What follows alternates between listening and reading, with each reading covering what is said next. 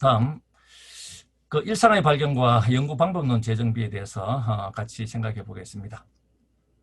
인간의 생애는 대부분 일상생활을 하면서 보냅니다. 여기에는 거기에 합당한 문화가 있기 마련이고 그 문화 속에는 우리의 주제인 언어와 문학의 생성이라든가 또 변화되고 소멸되고 또 재생되는 이러한 것들이 이 안에 있죠. 서양 문화가 이제 유입되면서 생긴 양말이라든가 양재기, 양배추, 양초 등은 이미 우리말로 정착되었고 미팅이 소개팅, 번개팅 등으로 확장되면서 영어의 의미를 훨씬 벗어나갔습니다. 언어 문화의 영역에서 다루어질 이러한 문제들이 문화 변용이라는 시대적 상황과 맞물리면서 중요한 학문장으로 성장하기도 했습니다. 문학의 경우에는 전근대 지식인들에게 사갈시 되었던 소설이 근대의 총화 역할을 담당하면서 새롭게 부각되었는데 갈래 역시 서구의 문학 갈래에 따라서 잘 아시는 것처럼 시가 산문, 이런 이분법 또는 시가 소설, 수필, 삼분법이라든가 서정서사 희곡, 서정서사 교술 희곡 등등 이렇게 분류되면서 여기에 따른 갈래별 연구가 진행되었죠.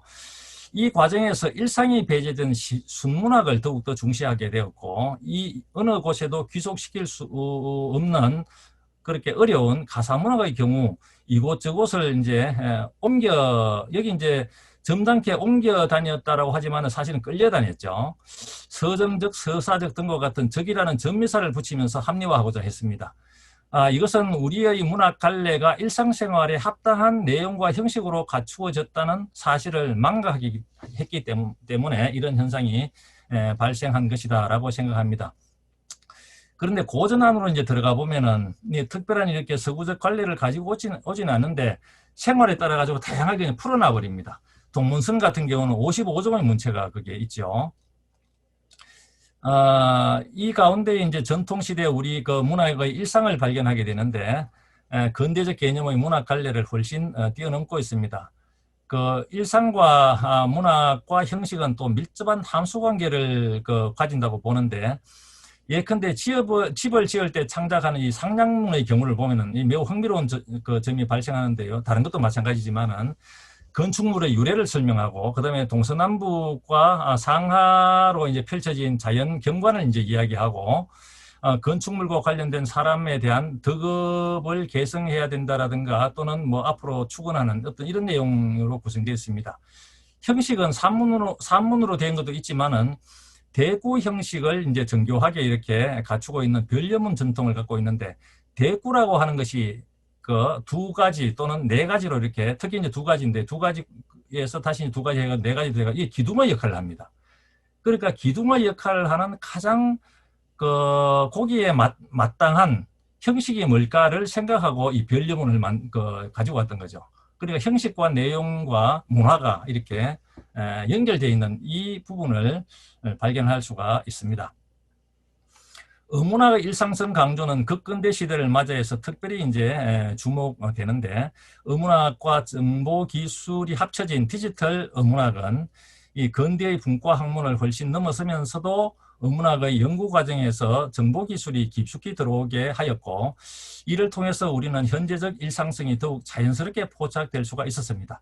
어문학에 대한 일상성의 회복은 전통적인 것이면서 현대적인 것이라는 측면에서 문화어문학의 매우 중요한 연구 방법론으로 성장할 가능성이 있습니다.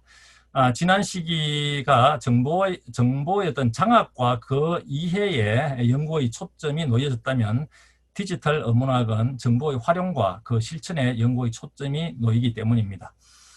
어문학의 일상성 회복은 위기를 맞은 어문학에 어떤 희망을 부여할 수 있도록 설계되어야 하는데 이를 위해서 문화어문학은 구술자료, 문헌자료를 포괄하는 어문학 자산을 심층적으로 연구한 후에 스토리텔링 등을 통해서 대중적 응전력을 갖출 수 있어야 하고 나아가서 4차 산업혁명의 시대에 대응할 수 있는 새로운 연구 방법론이 구축되어야 할 것입니다.